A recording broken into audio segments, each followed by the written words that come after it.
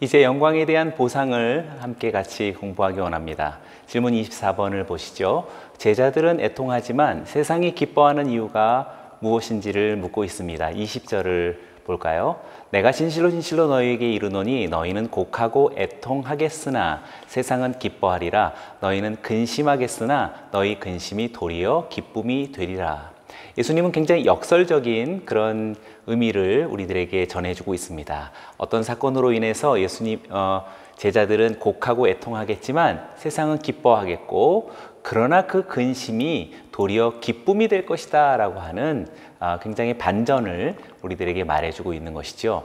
이것을 참고구절 7장 7절과 15장 18절을 우리가 한번 보면 분명히 예수님께서 이렇게 말씀하셨죠. 7장 7절, 세상이 너희를 미워하지 아니하되 나를 미워하나니 이는 내가 세상의 일들을 악하다고 증언함이라. 또 15장 18절도 세상이 너희를 미워하면 너희보다 먼저 나를 미워한 줄 알라 라고, 물론 세상이 제자들과 교회를, 믿는 자들과 신자들을 미워하지만 근원적으로는 사실상 교회와 신자들을 미워하는 것이라기보다는 예수님을 미워하기 때문에 파생적으로 미워하는 것이라고 말할 수 있는 것이지요. 예수님의 죽으심을 세상이 기뻐하는 것이고 제자들은 그것을 애통해한다라고 말할 수 있지요. 여기서 말하는 애통해한다라고 하는 부정적인 애통함이 아니라 사실상 그리스도의 사역에 대한 진정한 참회와 또 돌이킴에 대한 그런 마음들이라고 말할 수 있겠습니다.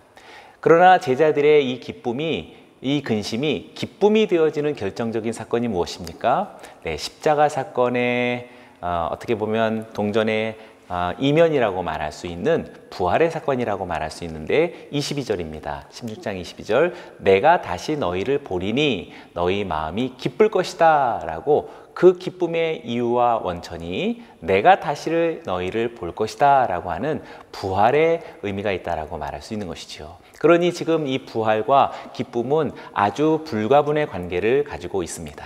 그러니 영광의 보상은 무엇입니까? 우리들의 어떤 현실적, 기복적인 어떤 보상이라기보다 그것은 굉장히 초월적인 그런 세계에 대한 진정한 기쁨을 우리는 보상으로 이해할 수 있는 것입니다. 예수님의 부활은 기쁨을 보상받는 최고의 근거가 된다라고 말할 수 있는 것이지요. 그래서 예수님께서 요한복음 20장에 이제 보게 되겠지만 20절 속에서 부활하신 후 제자들에게 부활절 당일 저녁에 나타나셨죠. 그러면서 두려워하고 있는 제자들에게 손과 옆구리를 보이시면서 예수님께서 나타나셨을 때 제자들이 주를 보고 기뻐했다라고 말하는 이 하나의 에피소드가 분명히 부활이 가져다주는 두려움과 근심 속에 있는 제자와 교회들에게 진정한 기쁨의 그런 근거와 또 원천이 된다라는 사실을 우리들에게 알려주고 있습니다. 그러니 성도 여러분, 우리가 예수 그리스도의 십자가와 부활의 사건을 믿는다라는 것은 당연히 우리들의 삶 속에 기쁨이 주어진 것이라고 말할 수 있는 것이지요. 그러니 부활을 믿는 성도들에게는 당연하고도 아주 분명하게 기쁨의 표적이 나타나야 한다라고 믿습니다.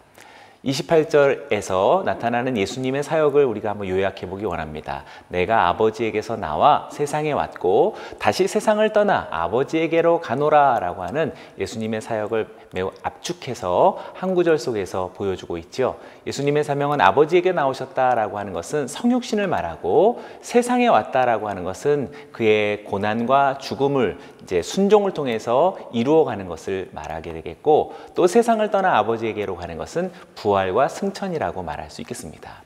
이렇게 예수님의 사명을 압축해서 보는 것처럼 우리는 주님의 죽으심과 또 부활하심이 우리들의 영광의 원천이며 또 목적이라고 말할 수 있는 것이지요. 질문 30번을 통해서 예수님의 사명을 이제 깨닫고 믿는다라고 고백하는 제자들이 30절 속에서 이제는 믿나이다라고 말하고 있죠. 그러나 그 믿나이다라고 하는 그 말은 무척 반갑게 들려지긴 하지만, 그러나 사실 결정적 순간에 제자들은 예수님을 버려두고 흩어지게 되지요. 그것도 이미 구약 성경 속에서 예고된 바임을 예수님께서 말씀하셨습니다. 그럼에도 불구하고 예수님은 결코 실망하지 않으시고 제자들을 책망하거나 또 제자들에게 부정적인 언어로서 말하지 않으시고 오히려 담대함을 주게 됩니다.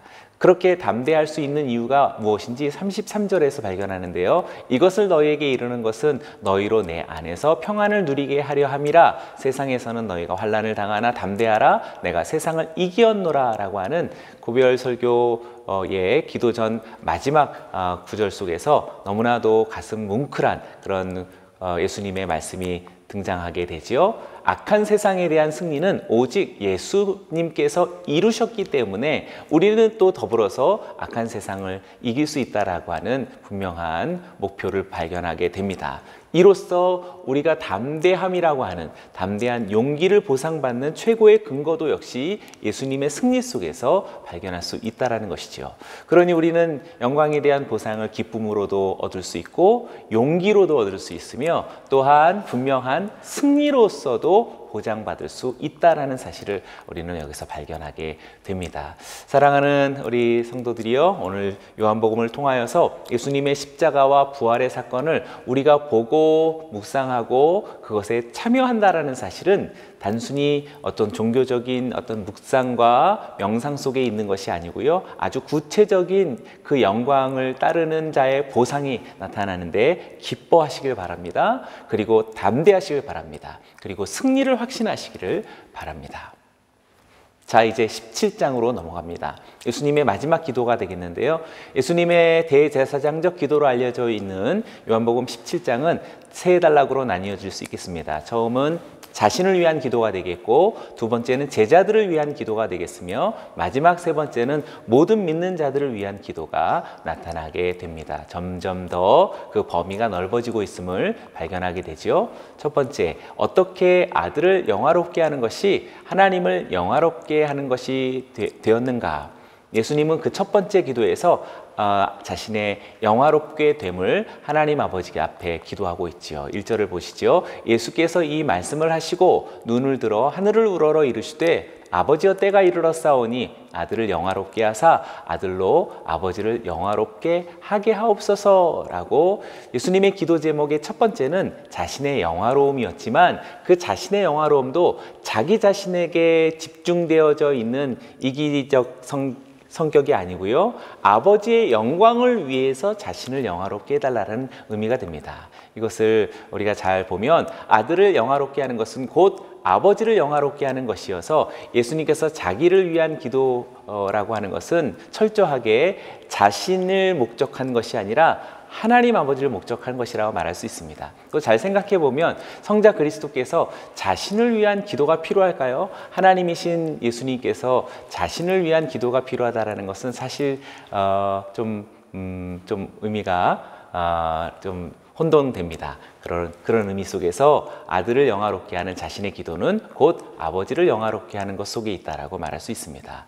자, 그 의미를 조금씩 우리가 생각해 본다면 아들의 나타남은 하나님 아버지의 완전한 현현이셨죠. 하나님 아버지를 나타내는 것이 아들의 최종적 삶의 모든 것이라고 말할 수 있겠습니다. 그래서 아들은 하나님 아버지의 뜻을 그 말과 행동으로서 순종해 내면서 그 현현을 구체화시킵니다. 순종하면서 그 현현을 가시화시키고 구체화시키고 현실화시킨다라고 말할 수 있습니다. 때문에 지금 십자가 사건까지 그의 생애가 마쳐지는 순간까지 그 모든 것들을 완성하게 해달라고 하는 이 간구는 아버지의 현현을 완성시켜달라고 하는 목표가 되겠죠. 아버지의 현현을 목표하는 것이 바로 아버지를 영화롭게 하는 것이 되기 때문에 그렇습니다. 예수님의 기도에 아주 심오한 깊이가 느껴지죠. 자, 그렇다면 어떻게 영생이 하나님과 예수 그리스도를 아는 것으로 정의될 수 있을까요? 예수님의 기도 속에서 영생에 대한 정의와 또 그것에 대한 간구가 등장하는데 3절입니다. 영생은 곧 유일하신 참 하나님과 그가 보내신 자 예수 그리스도를 아는 것이다 라고 말하고 있습니다. 영생에 대한 분명한 정의가 나타나는데 여기서 우리가 또 한 번 아는 것이라고 하는 단어가 중요하다고 했죠. 기노스케인이라고 하는 이 단어는 지금 우리 교재의 203페이지 상단부에도 잘 설명이 되어져 있는데요. 이 아는 것이라고 하는 단어는 매우 심오한 의미를 담고 있는 믿는 것의 또 다른 표현이라고 말할 수 있겠습니다. 우리는 요한복음 시작했을 때 요한복음에서 말하는 이 믿다라고 하는 이 단어는 단순히 난 종교적인 어떤 색채를 말하는 것이 아니라 굉장히 성찰할 수 있는 그런 인지적 행동을 유발하는 그런 것이라고 말했죠. 그래서 불트만이라는 신학자는 이 동사 기노스케인에 대해서 이렇게 설명하고 있는데요.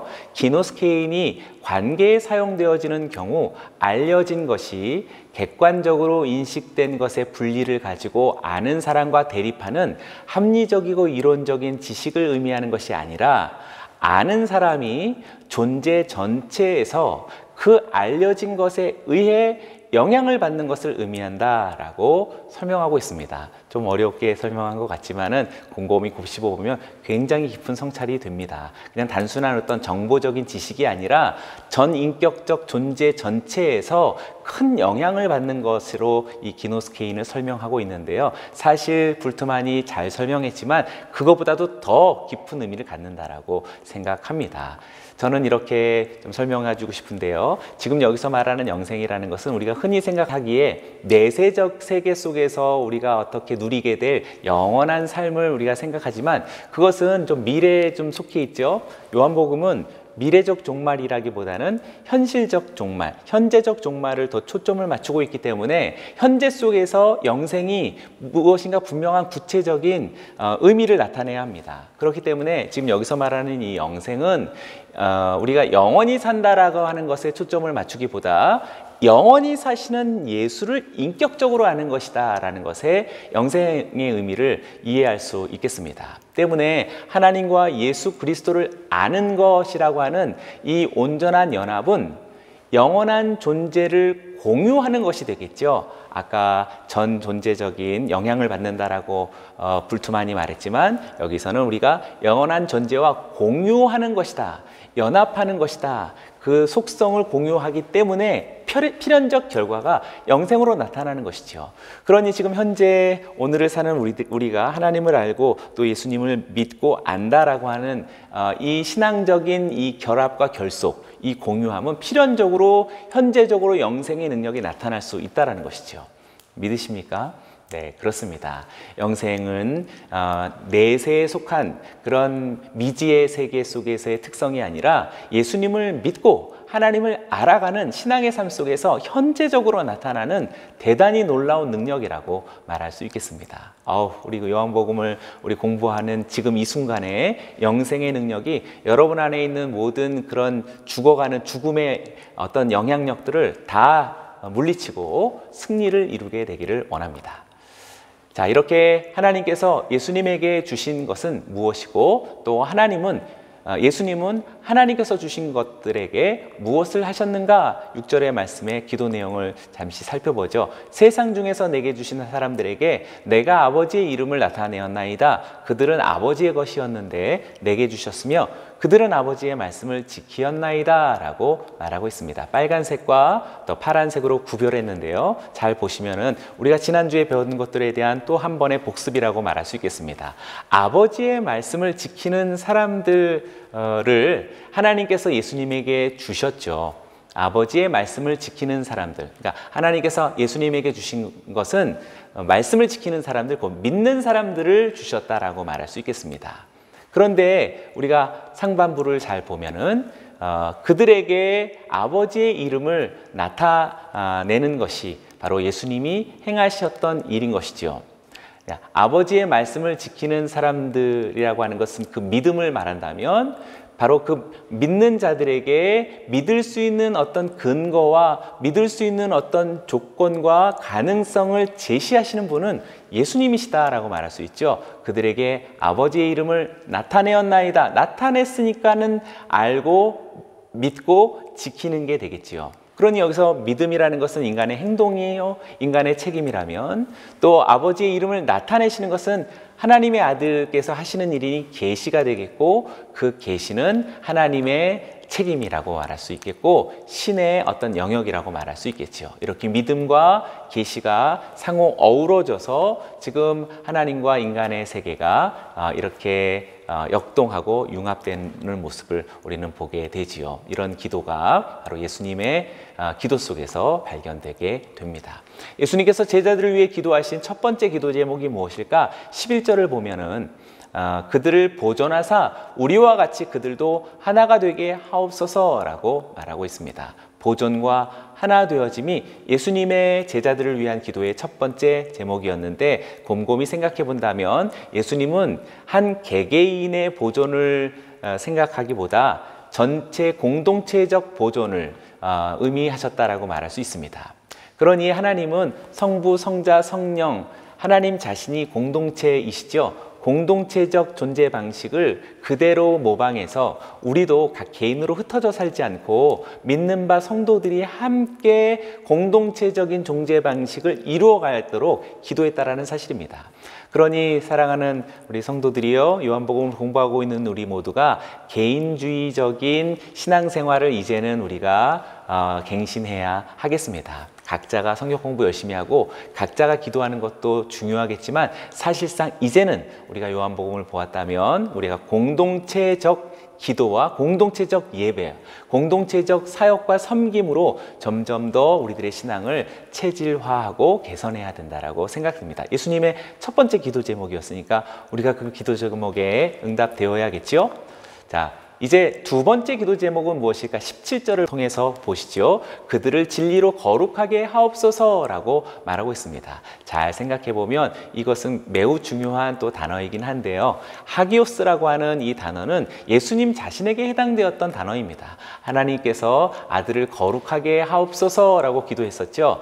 하나님께서 아들을 거룩하게 한다라는 것은 그냥 어떤 정적 거룩의 어떤 상태를 말하는 것이 아니라, 그 거룩의 상태는 분명한 어떤 운동력이 있는 목표성을 갖습니다.